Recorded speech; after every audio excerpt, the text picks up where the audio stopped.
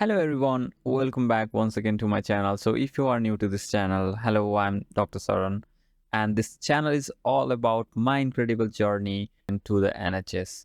And first of all, very congratulations. I assume that if you are watching this video, you must have cleared your PLAB examination, which is a huge achievement.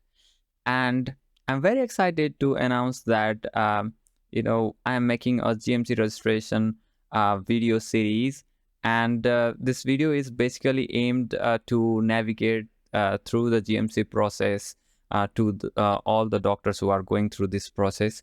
And as many of you know that a GMC registration process is quite straightforward most of the time. Sometimes it can be very daunting to some of us, or some of us might get confused to a couple of things. And I'll try to simplify all those difficulties and confusion that I have faced during my registration as well. So this video series will consist of total of 8 episodes, and this each episodes will consist of the separate section of the GMC registration. So in our first episode, we'll talk about the type of the GMC registration that you are eligible to apply for. And the next episode will talk about the OET validity regarding the GMC registration.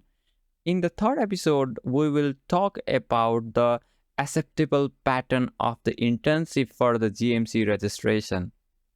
And the fourth episode will talk about the GMC registration process itself, how to apply for the GMC registration. And then in the fifth episode, we'll talk about what are the documents that you need to submit, or GMC will very likely to ask you for the verification. And the very next episode will be about what are the other competent authority pathway to gain the GMC registration beside the PLAB route.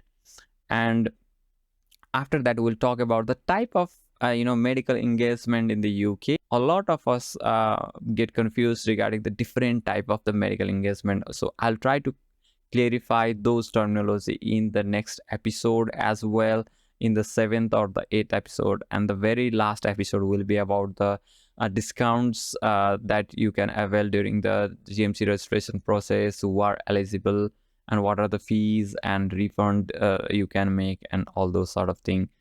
So if you are equipped with everything and you are ready, then you can directly jump into the fourth episode, that is how to do the GMC registration itself. We'll talk very thoroughly how to fill the details, and we'll also talk about the mistakes that you can do during the GMC registration process in each step. So without further ado, you can directly jump into the fourth episode. So if you're really watching for how to do the GMC registration, thank you.